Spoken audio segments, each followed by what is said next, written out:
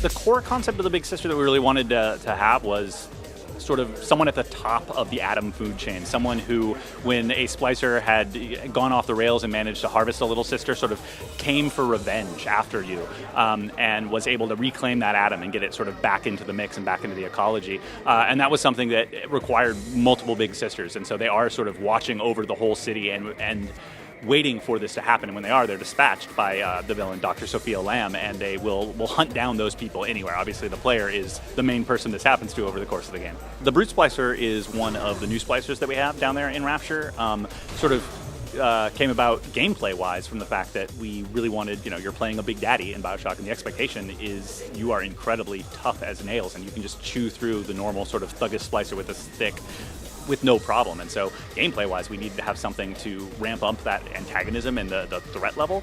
And fictionally, we sort of came up with the idea of splicers living over this decade down in Rapture and how they would survive and how they would, sort of feed off the atom in their friends and continue to splice up, growing more and more strong and more crazed. And the Brute Splicer is one of those guys, and he's sort of this big, giant, hulking form, and he's able to, pick up giant barrels and pieces of concrete, throw them at you, dash at you, and knock you on your ass. And he's sort of somebody who, although he's just a splicer, can kind of go toe-to-toe with a big daddy, and is a credible threat for you. So, when you see one of those guys, you kind of have to concentrate all your attention on him, while there's a bunch of just, the thuggish splicers running around, getting mowed down relatively easily.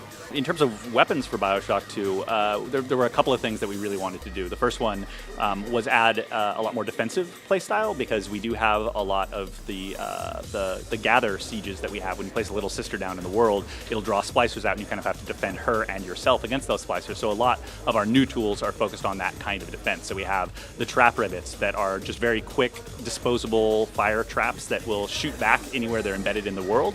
We also have mini turrets. You can deploy your own turrets wherever you want, and they'll attack any splicer that comes within range. We've expanded the trap plasmid, like many of our plasmids, or all of our plasmids. It evolves over the course of the game, and new abilities get added, so the trap can actually be charged with anything you want from the rest of your plasmid set. So if you charge it up with Winter Blast, when someone hits it, they'll get frozen, thrown into the air, and probably shatter on the way back down. And you can do that with any of the other plasmids as well. And then in terms of the alternate ammo, we wanted to supply different sort of tactical purposes, and not just have alternate ammos that, this one is stronger against this guy and weaker against that guy. We wanted you to sort of think about ammo for different situations and different kind of tactics. So some of those are defensive, like the trap rivets, and some of those are interesting twists on kind of offensive weapons. So we have our spear gun, which is our sniper weapon, and you can kind of zoom in on guys, hit them in the head, and they'll fly back and get pinned to the wall, and then you can recover the spears out of that.